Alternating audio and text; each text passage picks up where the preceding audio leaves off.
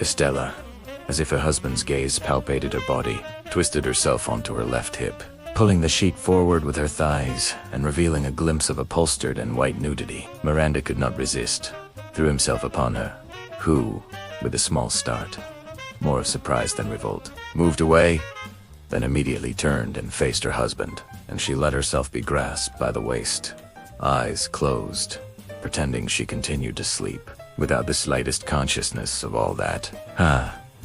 She had counted as certain that the spouse, since he hadn't had the courage to separate from the house, would, sooner or later, seek her out again. She knew his temperament, strong for desiring and weak for resisting desire. The crime consummated, the honorable merchant felt himself stricken with shame and remorse. He didn't have the spirit to say a word, and withdrew gloom and wilted to his separated man's room. Oh, how it pained him now, what he had just practiced in the blindness of his sensuality. What a headbutt, he said, agitated. What a formidable headbutt.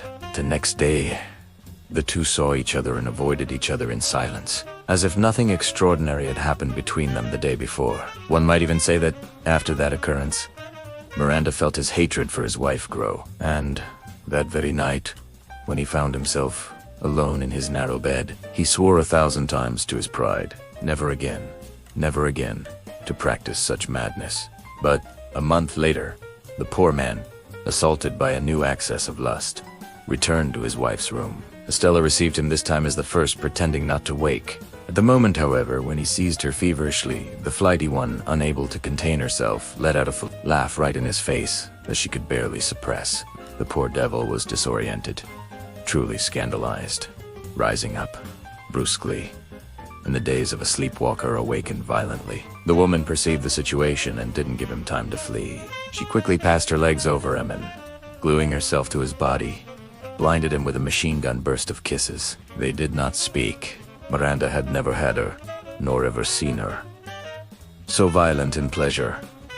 He found it strange. It seemed to him he was in the arms of a passionate mistress. He discovered in her the captivating charm with which courtesans trained in the science of venereal pleasure inebrios. He discovered in the smell of her skin and the smell of her hair perfumes he had never sensed in her before. He noticed another breath, another sound in her moans and sighs, and he enjoyed her madly, with delirium, true animal satisfaction in heat, and she too enjoyed, stimulated by that piquant circumstance of the resentment that disunited them.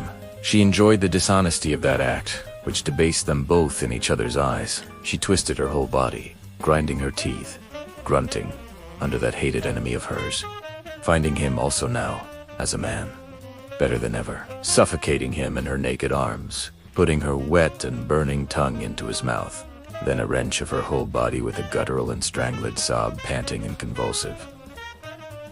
She sprawled in an abandonment of open legs, and arms her head to the side, her eyes dying and tearful, all of her agonizing as if they had crucified her on the bed. From that night on, from which Miranda only withdrew from his wife's room in the morning, the habit of a sexual happiness was established between them, as complete as they had never yet enjoyed. Even though in the heart of each persisted against the other, the same moral repugnance in no way weakened. For 10 years, they lived very well married. Now, however, so long after the first conjugal infidelity, and now that the merchant was no longer so frequently assaulted by those crises that hurled him at all hours into Donna Estella's dormitory, now, behold, the flighty one seemed disposed to relapse into guilt, flirting with her husband's shop assistants on the occasion when they came up to lunch or dine. That was why Miranda bought the building next to Joorama.